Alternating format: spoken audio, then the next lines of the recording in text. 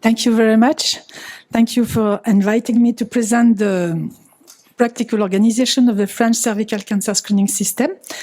I'm working in the Auvergne-Rhône-Alpes, so we are in the Auvergne-Rhône-Alpes region in France for the local screening organization. In France, the cervical screening program was rolled out quite recently, and there was an opportunistic screening since the 80s or the last 70s, and only a few pilot organized programs were launched in the 90s. In the Auvergne-Rhône-Alpes region, we had 2 pilot organized programs. As for now, as you can see in this map, for women between 25 and 65, the national screening coverage is around 60%, and it's much lower in the overseas regions, about 40% only. There are important social inequalities of access, and an organized screening was launched in 2014 by the 3rd National Cancer Plan.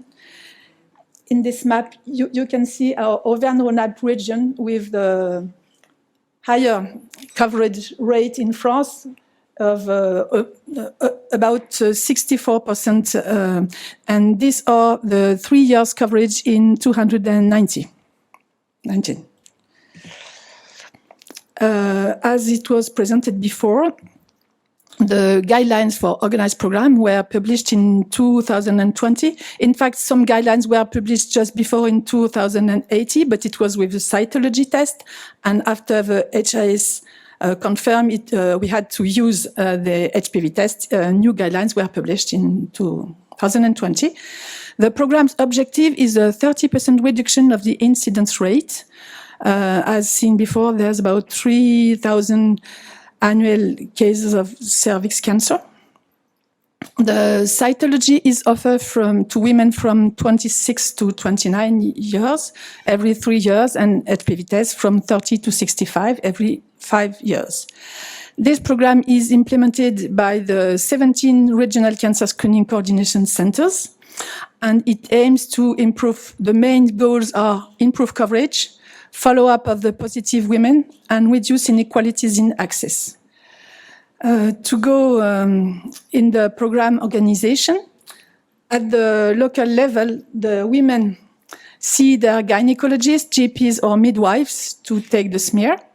The smears are read by pathologists or biologists. Either the pathologists are able to read either the cytology or do the HPV tests. And mainly the HPV tests in France are done in pathologist units. At the regional level, the 17 regional cancer screening coordination centers in charge of the invitations of women, the follow-up, quality assurance, and communication.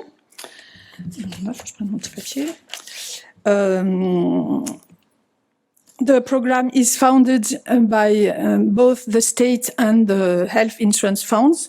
These two are the regional level of health insurance, and these are the regional health agency from the state. At the national level, the National Cancer Institute is in charge of the operational guidance of the program. Under the Health Ministry, who is the strategic coordination pilot and funding also the program. The health insurance funds are given the population data files to the CRCDCs and funding the program. And Santé Publique France is the epidemiologic evaluator as for every health programs in France. As you can see, and as seen, always said before, there's a multifeuille, French multifeuille, with a lot of actors in this program. And the effectors, local effectors, are mainly private effectors. Back to the CRCDC's missions. We have to manage the regional population database to select non-screened women in order to send them invitations letters. We have to collect all results from HPV and cytology tests, both from spontaneous screening and for women who have been invited by the program, and follow up the positive women. We have to promote the program and fight social inequalities. to train health professionals and provide feedback with their activity inside the screening program, to monitor practices to improve quality, and transmit data to Santé Publique France for the evaluation. What about inviting women? In spontaneous screening, women see their GP, gynecologists, and midwives. Currently in France, the smears are still mostly taken by gynecologists. About 70% of smears, either for cytology or HPV test, are taken nowadays by gynecologists. After reimbursement by the Assurance Maladie gives the CRCDC the population data files, including the last reimbursement, so we can invite non-screened women. The program offers a free screening for the test costs, except the medical consultation, and the free of charge screening is about, for example, if the HPV test is positive, there's a cytology after, and the free of charge concern both the primary tests. Thank you. This is the invitation letter. The INCa, National Cancer Institute, is providing all the documents for the program. So we have a national letter, national flyers, national posters, and there's a national website also for the clinicians. So this is all the regions have the same invitation letter, and there are stickers in the invitation to make sure that it's free of charge because the woman has been invited. And at the back of the letter, there is some questionnaire to be returned if the woman has not to take smear, for example, hysterectomy or a last smear very close to the consultation. This is the national flyer. There's a new one. It's signed with the invitation letter. It provides information of the screening protocol and about the transmission to CRCDC of the individual medical results. Because all women, they can do the screening test, but refuse to send their results to the evaluator. This is one of the problems that we are facing just currently. The next step is collect tests and follow the positives. After the test done, the results files, cytology, HPV, and also histology are transmitted by the pathologist and biologist labs to the CRCDCs, unless the woman has refused this transmission. For pathology results, the results are sent using the ADICAP codification. And for positive women, no follow-up exams, the CRCDC contact the GP, gynecologist, and midwife, or the woman herself to make sure that the woman has done the diagnostic test after. All this organization requires pathologists and biologists to extract files from their own database according to a national standards and send them securely to the 17 CRCDC on a regular basis. This means extra costs that are considered by the funding organizations as part of the new financing of the test, but not all the pathologists, biologist units have the same feeling about these extra costs. Each practice should transfer to the 17 CRCDCs a file of results concerning the women living in their region, which means a lot of work because you're extracting 17 files every month. What about the program status? We can say that more than 3 years after the launch, the program is not implemented consistently.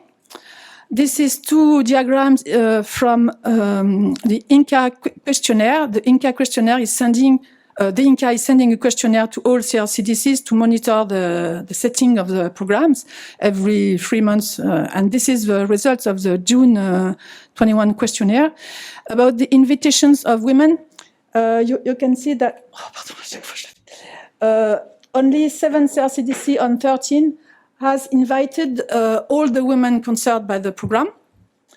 About reaching the providers, there's a lot of CRCDC encountering difficulties to catch the providers, or as we see just in the speech below by Christine Cravel, switching from a cytology to a HPV program is quite a challenge, and we must have many times to train the professional, and this is really a hard task. In fact, the main problem that we faced actually currently is the effectiveness of collection of test results by region. As you can see in this diagram, only the collection was advanced in 3 regions, minimal in 3 and absent in the others. That is quite a big problem. So, about our challenges. At the CRCDC's level, the launch of the cervical program has been contemporary to the regionalization of the management structures, as Dr. Rouzier showed at his first speak. The screening tests have changed only 1 year after the start of these new regional structures. There is no national information system for screening monitoring, but several systems existing in France and sometimes in the same region.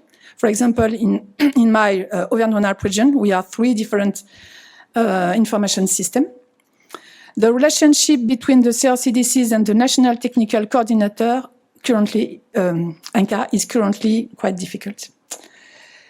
The challenges at the field level, operational details, especially conditions for transferring women's results to the CRCDCs, have not been validated before the start.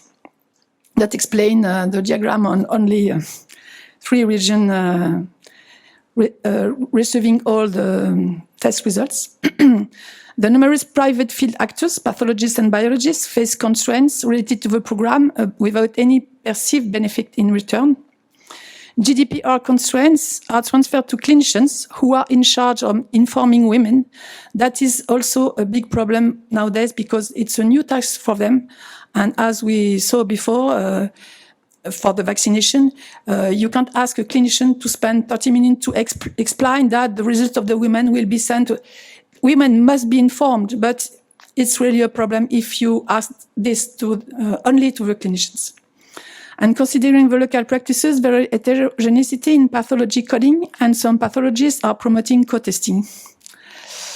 What about the future? The INCA is working on a project to aggregate nationally all tests and histology results, which may help the system. A national committee is working on the conditions for self-sampling use for non-respondent women. And the INCA is writing the future of the program after a benchmark on existing strategies. In conclusion, it's my point of view working in a regional site. We'll need for a performing cervical cancer screening program because there's a lack of coverage, there are inequalities of access, heterogeneity of practices. The organization is very complex. There are difficulties both in the central management and for the field actors. Waiting for your suggestion to improve the process for the French screening program. Thank you very much.